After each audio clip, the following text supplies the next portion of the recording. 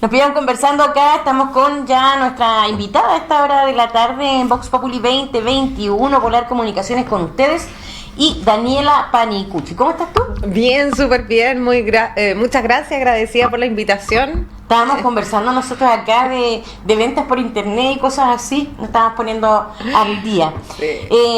Daniela, bueno, tú fuiste concejala en el último periodo, ¿cierto?, de esta administración. Renunciaste, ¿cierto?, para tu candidatura constituyente, pero te quería preguntar justamente en relación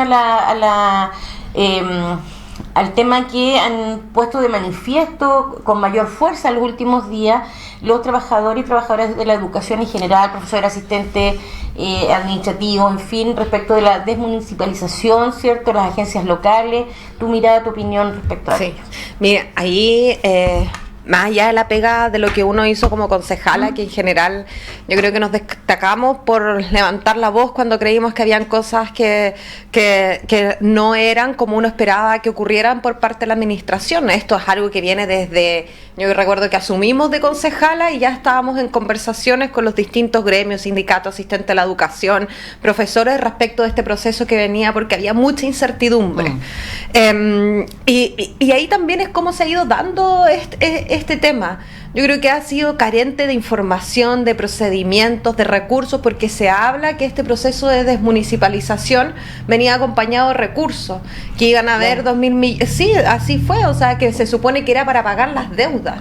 Y ahí hubo toda una batahola que se firmaban acuerdos que no sabíamos, se pedía si es que estaba el compromiso, que en algún momento, porque esto se hacía como un ranking, que íbamos como primero, después segundo, después pasamos en tercero, después que no podía, y todo en rumor. Porque era todo rumor. No, es que no van a poder porque hay mucha deuda. Y ya, pero ¿quién dice? No, es que eso es lo que se comenta. Bueno, pero ¿dónde está el documento que dice que no nos vamos a poder traspasar? Entonces, yo creo que en general este proceso de desmunicipalización ha estado marcado por la falta de información oportuna y veraz.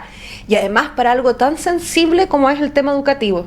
Y aquí hay dos cosas. Lo primero, que en general este proyecto de desmunicipalización no resuelve el problema de fondo. No resuelve, porque hay un problema, primero uno con financiamiento, y esto no lo resuelve. Lo que había dicho es que iba a colocar una cantidad de recursos para que no se tengan deudas previsionales y poder avanzar en la desmunicipalización y no generar deudas históricas. Pero la verdad es que lo que han demostrado los otros servicios locales es que nada de eso ocurre. Pero tampoco pone solución al tema del financiamiento mensual, porque el gran problema que tenemos es que precisamente entran 3 y se gastan 7. Y eso es aquí y en todo Chile. No es solamente una situación que ocurre acá. En todo Chile ocurre esto. Hay una crisis del sistema educativo como estructura, como institucionalidad. Entonces, lo primero es eso. Es efectivamente aquí nosotros hablamos de educación. Ese es el segundo punto. Decimos sí, educación de calidad. Y por algo también nosotros estamos aquí en otras conversaciones también. Que viene también un proceso de convención constitucional en el cual tienen que estar estos temas presentes. Y ahí es donde uno empieza a hablar ya también desde la calidad. De qué es lo que esperamos con nuestra educación. Y el gran problema que tenemos acá también ha sido el tema curricular. Aquí lo que uno siempre ha esperado es que los establecimientos educacionales estén en sintonía con el desarrollo económico productivo de la región. Si aquí no sacamos nada con tener desconectado y tener un financiamiento, pero si finalmente los jóvenes salen de cuarto medio y no tienen oportunidades laborales. Entonces tiene que estar ese cruce, y eso es lo que no ha ocurrido. Y en general han habido dos discusiones súper potentes, que es uno, el tema del financiamiento, que no lo resuelve y que va a seguir, y lo que hace es que le traspasa la pelota a los servicios locales, que ese es el gran problema que hay. Y que además, imagínate que todo el proceso ya ha estado marcado por la falta de información oportuna, que es fundamental. ¿Y qué va a pasar después? O sea, ¿cómo van a ser los diálogos respecto a lo que se viene? Porque además aquí el miedo, porque hay algo que sí se tiene claro, es el tema de las planillas que hay en respecto a educación, que siempre se dice respecto a las sobredotaciones. Pero en general, y ahí es donde uno tampoco entiende, y ha faltado tener posturas claras de quienes están ahí donde las papas queman. Porque todo el mundo te dice, no, que hay una sobredotación, pero resulta que cuando llegan a las horas, de repente no están los profes para hacer las clases, falta, no hay. Entonces, bueno, ¿faltan o no faltan? En algún momento se decía que habían que desvincular 800 personas, después sacaron 600, después 200. Entonces, bueno, pero ¿cuál es el criterio? Y yo creo que ahí es lo que ha faltado, ser más prolijos en un tema que es tan fundamental. Y en general ahí tenemos también el problema que no es solamente un tema de voluntad, que es un tema también que uno siempre lo ha dicho, lo anticuado que son nuestros sistemas informáticos. O sea, la información que se maneja en la corporación respecto a los datos nunca han sido cruzados. Y de repente a nosotros nos entregaban un informe que te decía que la deuda eran 5.000, después otro informe que la deuda eran 2.000, y después... Es de verdad de no creerlo. O sea... Sí, pero así era. Y en algún momento cuando tocó la votación del LISBAC, que yo me opuse al LISBAC, era precisamente porque me habían entregado 2 papeles, 2 documentos que decían las mismas y los números no te cuadran por ninguna parte. Ya era, o sea, en un papel te decían que el 2019 la deuda eran 1.000 millones, por ejemplo, y en el otro que eran 300 millones, entonces tú no entendías, bueno, ¿cuál le creo? No, que hubo un error. Y después pedías otra información, no, es que también hubo una otra cifra. Otra cifra. Y era, de verdad que era una... Entonces, hasta el día de hoy, yo te puedo asegurar, vino una auditoría externa. Y tampoco pudo saber de cuánto es la deuda. Es que eso es un misterio, ¿no? Es un misterio, nadie sabe de cuánto es la deuda. Y no es solamente porque yo aquí creo que, no sé si seré ingenua, pero que va más allá de que si es que se quiere o no se quiere entregar la información. Yo creo que en general no se sabe la información. Porque no está. Si ese problema, yo creo que no está esa información. Y eso también nos ha pasado porque no hemos actualizado y no hemos modernizado también nuestro ejercicio, nuestra institucionalidad y nuestras bases de datos. Entonces todavía venía un cheque y se entregaba por mano y se hacía firmar una planilla. Entonces, no es que se perdió el papel, es que quedó en este escritorio y hay que buscarlo. Y bueno, y es el resultado que tenemos hoy día. Entonces, también los esfuerzos tienen que ir hacia la eficiencia. Y hoy día, claramente, hay una serie de movilizaciones porque precisamente está la incertidumbre. Porque además aquí lo que hemos tenido es que no ha estado claridad respecto a los procesos, respecto a qué es lo que va a ocurrir, no se tiene, ¿cuáles van a ser los criterios? Porque aquí también se habla de que se van a adecuar las planillas, que tienen que hacer eso, porque finalmente, que es el gran problema de este proyecto de desmunicipalización, que no inyecta más recursos, es con los mismos 5 pesos te vas a tener que dar vuelta, y eso ya vimos que no resulta, que no da. Entonces, ¿cómo lo van a ir haciendo? Según tu mirada, Daniela, ¿qué aspecto positivo tiene esta posibilidad de desmunicipalización?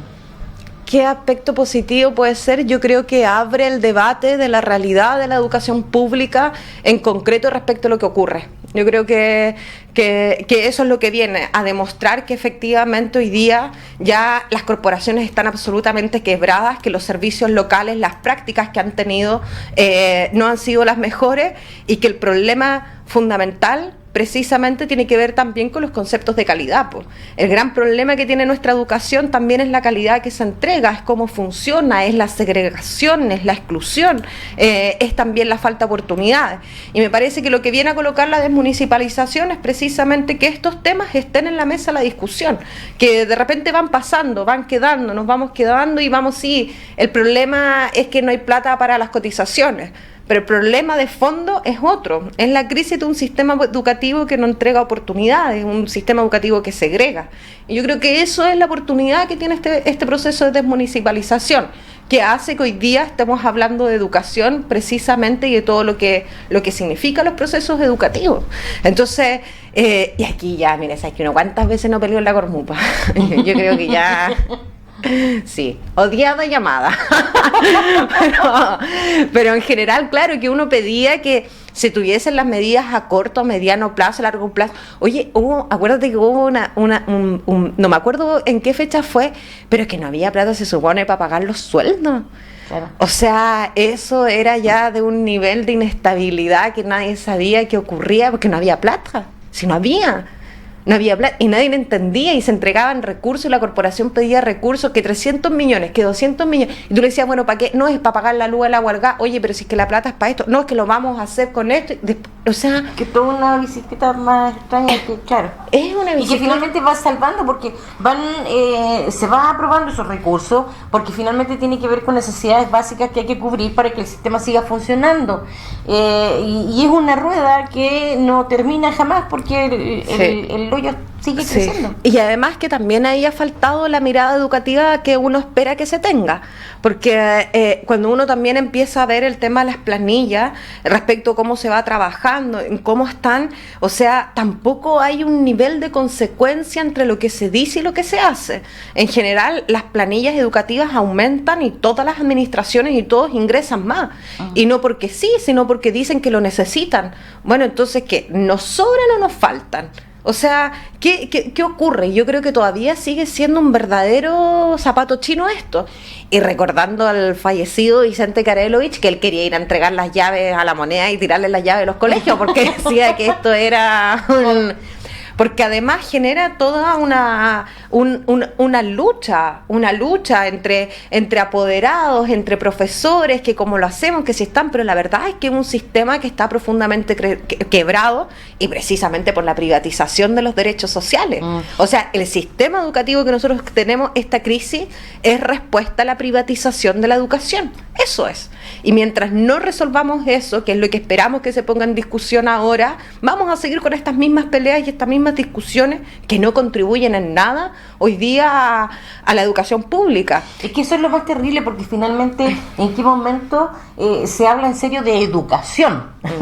¿Te fijas? Y de efectivamente poner el foco ahí. Sí, y sabes que yo siempre lo he dicho, mis hijos son educación pública, porque también ahí uno tiene que tener consecuencias, pero también es complejo, porque ya van creciendo, entonces uno dice, ya, pero oye, ¿sabes que vienen los paros, vienen las movilizaciones, no sabes cómo estás, cómo te vas a resguardar? Porque finalmente ese también es uno de los miedos que tienen los apoderados, y empiezas a tener fugas hacia el sistema educativo, empiezas a tener fugas.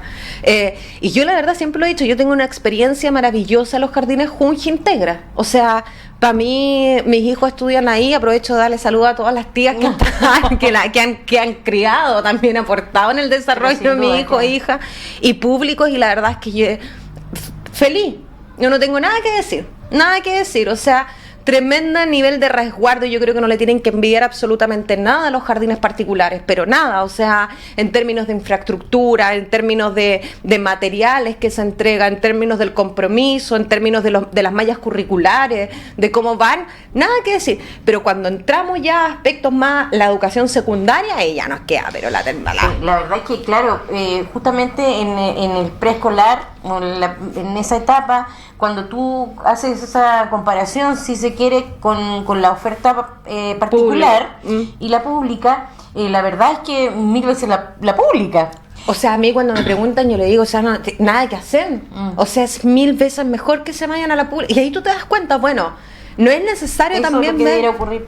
Eso es lo que debiese ocurrir, pues que sean competitivos ante los otros colegios, que sean competitivos en la educación, y además que no ocurra esta situación que los que tienen pueden optar a una mejor educación. Claro. Sí, ese es el problema que tenemos, por eso insistimos, el problema es la privatización de la educación. Pero hay un ejercicio que no es en Finlandia, que no es en Suecia. Acá la educación es que el preescolar, no sé cómo se llama, pero sí, parece que ya no se llama preescolar. No, es que le cambian el nombre. Sí. Pero bueno, hablamos de pequeños jardines. El primer nivel de educación. Primer nivel transición, ahora le ponen cada nombre. Sí. Pero en general ahí es súper buena la educación que se entrega. Entonces es un modelo que resulta bueno. Aprendamos desde ahí, aprendamos desde lo que ocurre. Hay planificaciones que de repente uno dice como madre, oye, sabes que ya el día de la planificación, porque además tienen capacitaciones, hoy no hay jardín antes, ahora ya es más complejo, pero había una capacitación, había un acompañamiento, tú sabías lo que está, pero en general en educación hoy día eso no ocurre, sobre todo en secundaria también. O sea, ahí yo creo que hay unos desafíos tremendos, que una cosa es precisamente la discusión global, general, que es la que se tiene que dar respecto a lo que queremos de la educación, pero también tiene que haber una bajada en los gobiernos locales, cómo lo va a aplicar, pues si no sacamos nada con estar hablando de educación gratuita y de calidad y que todo súper bien y que finalmente termine siendo letra muerta, porque la institucionalidad que le tiene que dar vida a ese ejercicio de derecho no lo haga. Pareciera, fíjate tú que en lo que decíamos, ¿cierto?, en la primera etapa, antes de entrar al colegio, digamos, excelente. Primer nivel básico ya vamos pateando, segundo nivel básico y media ya. es como cuando dicen los papás, las mamás, parece que cuando los chicos van creciendo se involucran menos como en las actividades de los hijos, de las hijas, como que van quedando un poco más solos, que no van tanto a reunión. Es un poco, si uno quisiera compararlo, en el fondo de la atención desde el Estado o de la importancia del Estado, que como que fuera esa la lógica, te fijas, de esa atención. Tú lo has dicho, porque también ahí hay un tremendo compromiso que tiene que ver con las familias. Aquí nosotros, por eso también, o sea, está las responsabilidades que les toca a quienes trabajan, pero también hay un compromiso por parte de las familias de hacerse parte y de irse involucrando en la educación, de exigir lo que corresponde, pero también ser responsable y cumplir como padres y apoderados en las tareas. O sea, hacen reuniones de apoderados y que de 30 llegarán 5, 6, 7.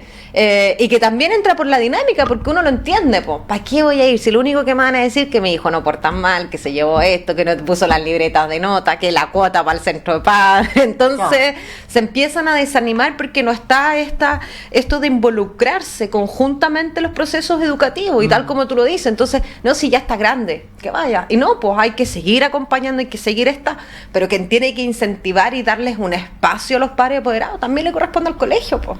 Tiene que hacerlos sentir parte, y que la reunión de apoderados, que esta instancia no es para un tema netamente conductual, sino es que precisamente un tema de aprendizaje, y ahí es donde uno espera planes, programas que se hagan, que sean más entretenidos. Es vicioso, Daniela, Así porque es. Finalmente cuando uno dice, bueno, ya, ¿y por qué el colegio no está haciendo cierto esto que tú señalas?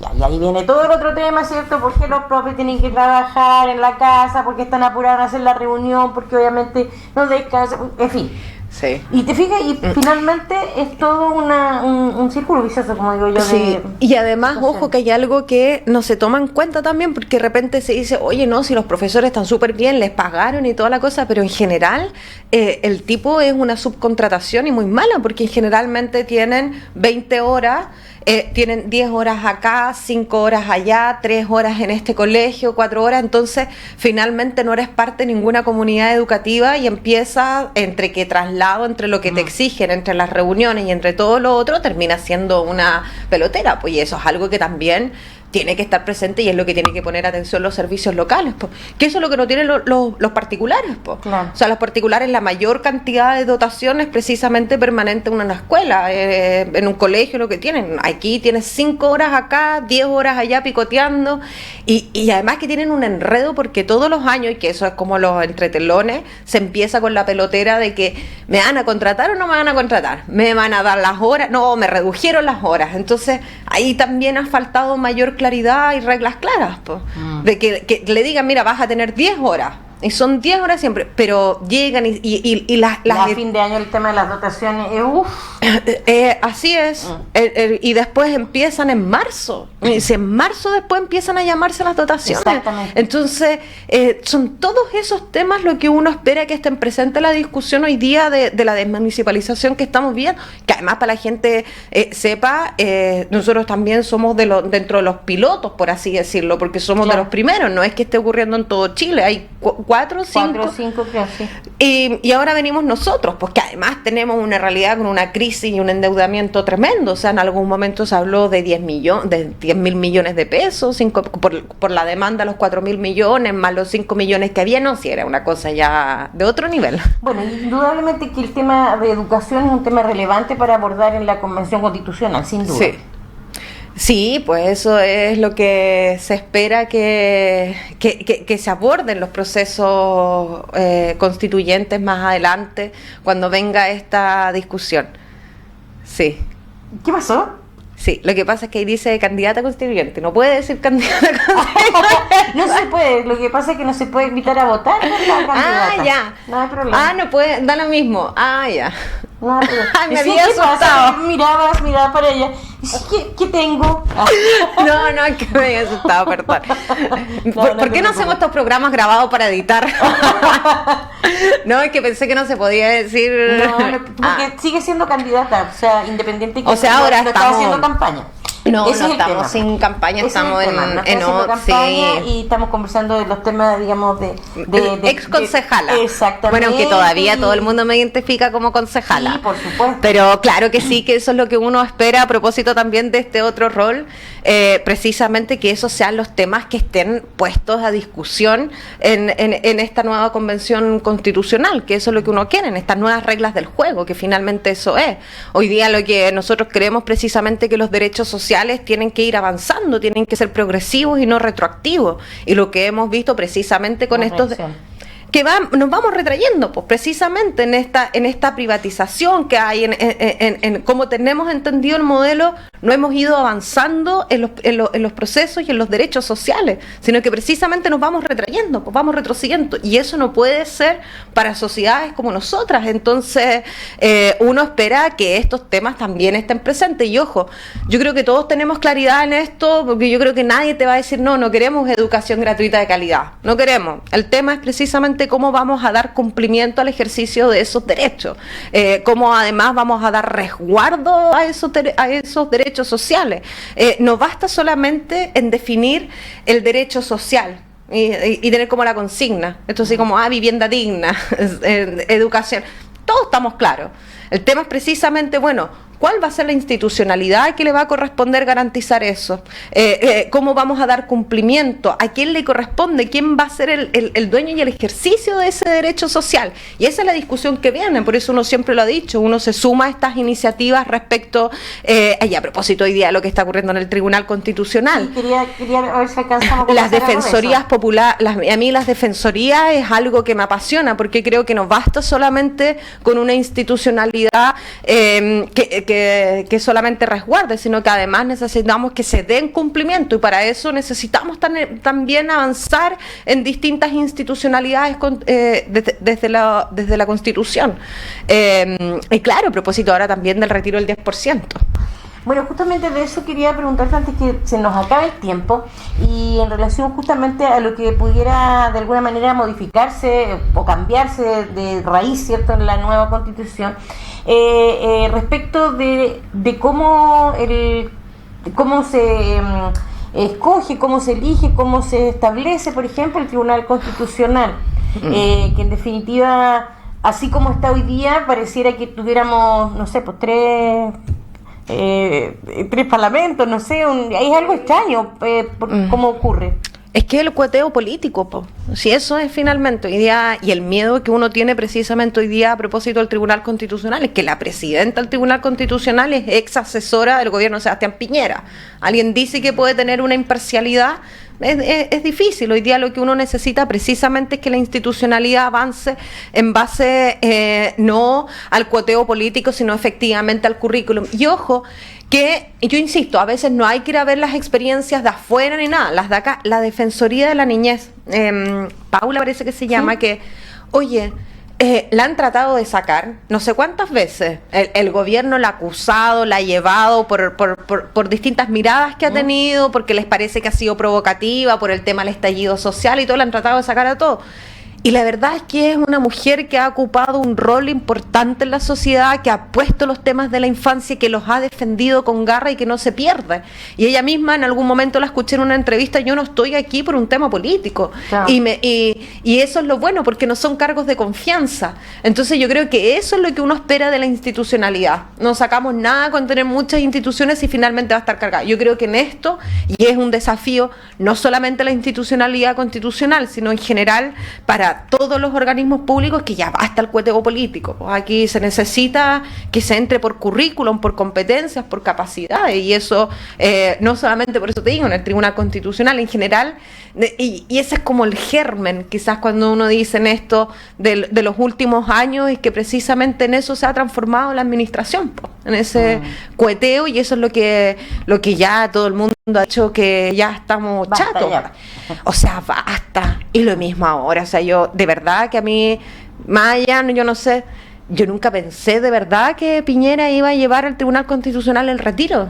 Más allá de lo que decían, yo dije, no lo va a hacer. ¿No te parece una provocación de pronto cómo se están llevando las cosas desde el gobierno? Así muy breve, ya no tenemos. Sí, Sí, o sea, yo creo que es una provocación y que además demuestra efectivamente hoy día del lado de quién está este gobierno. Aquí con esto se demuestra explícitamente que está del lado de los ricos, de los millonarios, de los poderosos y no de la gente. Yo creo que eso hoy día quedó absolutamente claro. Yo creo que si alguien tenía una duda, con esto queda claro. Porque hoy día lo que se está haciendo es cuidándole el bolsillo a los ricos, a los súper ricos. A ellos se les está cuidando el bolsillo. Mientras tanto, la gente se muere de hambre. Porque literalmente hoy día la gente no tiene para comer. Y así va a seguir. Entonces, a mí también en esto también hay un emplazamiento a las autoridades regionales.